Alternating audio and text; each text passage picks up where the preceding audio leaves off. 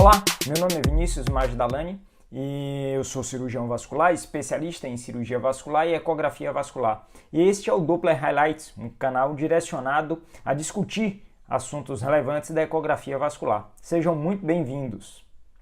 Bem, hoje eu escolhi o tema de sinais diretos e indiretos no exame arterial. É um tema extremamente interessante e importante, uma vez que vai melhorar bastante a sua realização no exame do duplex scan, na parte arterial. Existem alguns dados que são bastante interessantes e úteis, principalmente nos exames que teremos uma maior dificuldade de achar o ponto específico da estenose. Então vamos passar aqui uma visão geral do que são os sinais diretos mais importantes, os sinais indiretos e como utilizá-los. Bem, inicialmente aqui falando dos sinais indiretos, o que a gente diz em relação a sinais indiretos? Bem, aqui nós estamos visualizando uma área onde temos uma estenose hemodinamicamente significativa, mas digamos que não conseguimos acessar ali diretamente aquela região ou ainda não chegamos naquela região. Então, nós já teremos algumas alterações de sinais indiretos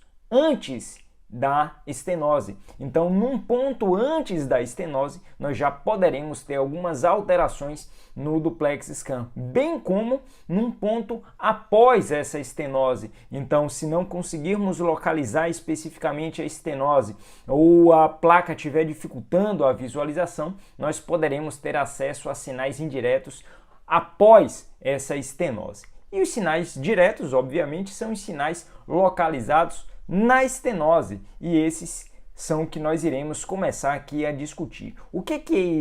Quais são as alterações hemodinâmicas que causam e o que é que a gente consegue de parâmetro para avaliação no local da estenose. É uma aula bem básica, mas bastante interessante.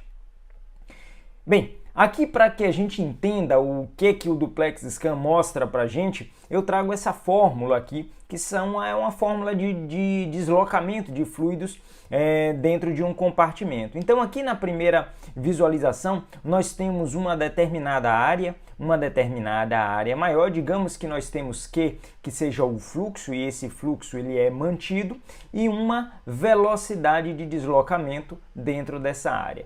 Nós sabemos que o fluxo ele é dado pela velocidade vezes a área. Então o fluxo ele é a velocidade vezes a área. Ora, se diminuímos a área para que o fluxo seja mantido, obrigatoriamente nós deveremos aumentar a velocidade. Se esse fluxo nessa região daqui, no A2, ele precisa ser o fluxo igual aqui nessa região de A1, nós teremos que o fluxo sendo igual nas regiões de A1 e A2, as velocidades serão inversamente proporcionais à área. O que a gente entende então disso daqui? A gente entende que para que o fluxo seja mantido, aqui a gente tem o fluxo sanguíneo sendo mantido, e aqui embaixo nessa tabela a gente mostra o decréscimo do diâmetro. Então, ou seja, eu tenho 20% de estenose, 40%, 60% e 80%. Perceba que quando vai aumentando essa estenose, eu vou aumentando a velocidade para conseguir sustentar o fluxo, até um determinado ponto em que eu não consigo mais manter o fluxo e eu começo a perder fluxo, a diminuir fluxo, mesmo ainda aumentando a velocidade. Neste ponto aqui, nós temos uma alteração hemodinamicamente significativa, ou seja, uma alteração que reduz o fluxo. Se aquela estenose que nós estamos estudando, nós localizamos uma estenose que ele passa a reduzir o fluxo, essa estenose ela causa dano ao tecido que está sendo irrigado, essa estenose ela é hemodinamicamente significativa. Então, nos diversos exames arteriais, o que nós buscamos é exatamente este ponto, o ponto de corte da estenose hemodinamicamente significativa. Maravilha, e isso a gente consegue avaliar através da velocidade de pico sistólico, como veremos aqui na frente. A velocidade de pico sistólico, para que a gente lembre, é a primeira velocidade que ocorre no início do fluxo do ciclo cardíaco, ou seja, a hora em que ocorre a contração cardíaca, a velocidade de pico sistólico é a velocidade máxima alcançada durante a sístole. E a velocidade diastólica final é a última velocidade registrada no ciclo cardíaco durante a diástole, tanto num fluxo de alta resistência, em que temos as 3 ondas, quanto num fluxo de resistência baixa.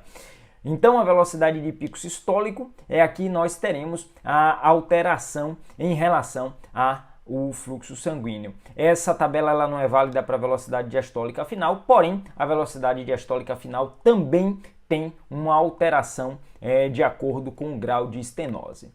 Ora, então se nós temos aqui, estamos avaliando um ponto, no local da estenose, eu vou ter uma alteração em relação a esse fluxo. O que essa alteração vai me causar? Ela vai aumentar significativamente a velocidade para que eu consiga manter o fluxo. Ou seja, então um sinal direto de estenose é a velocidade de pico sistólica isolada. Então ela é critério diagnóstico em diversos pontos, em diversas localizações, como carótidas, como membros inferiores e superiores.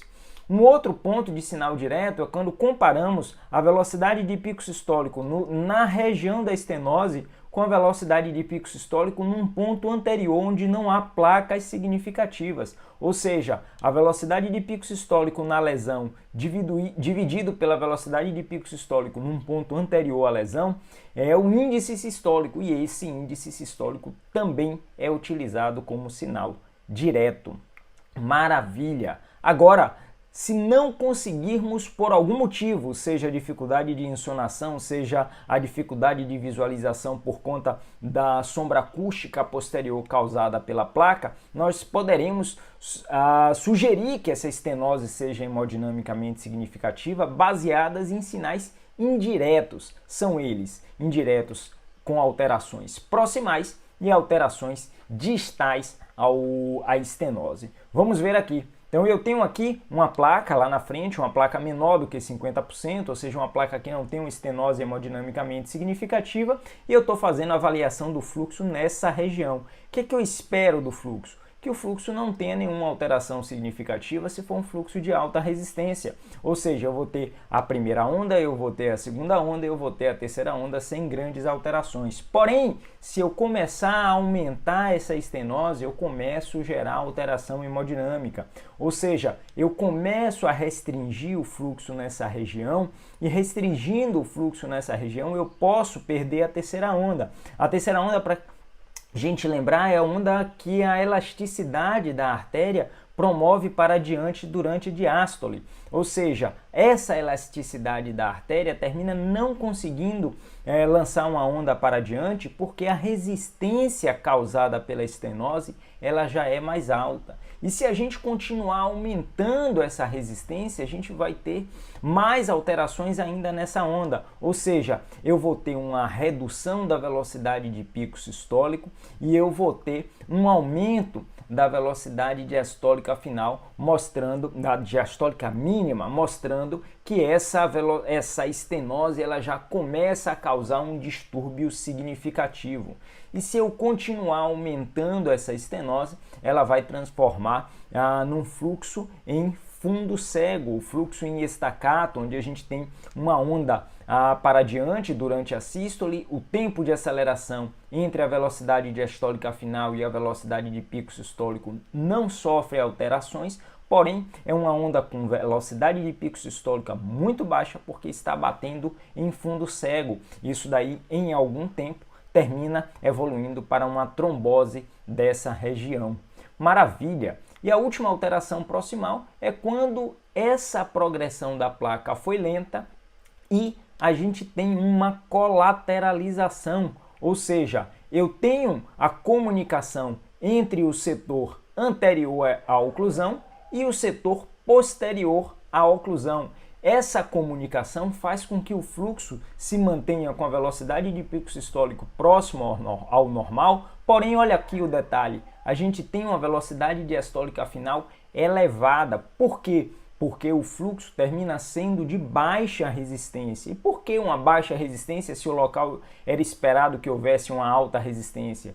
porque a gente tem uma estenose hemodinamicamente significativa que veio progredindo lentamente, o que o organismo criou uma colateralização e o organismo tem uma vasodilatação periférica compensatória a essa isquemia provocada pela placa. Então eu comunico um sistema que era para ser de alta resistência com um sistema que agora está em baixa resistência, gerando um fluxo de baixa resistência. Que maravilha!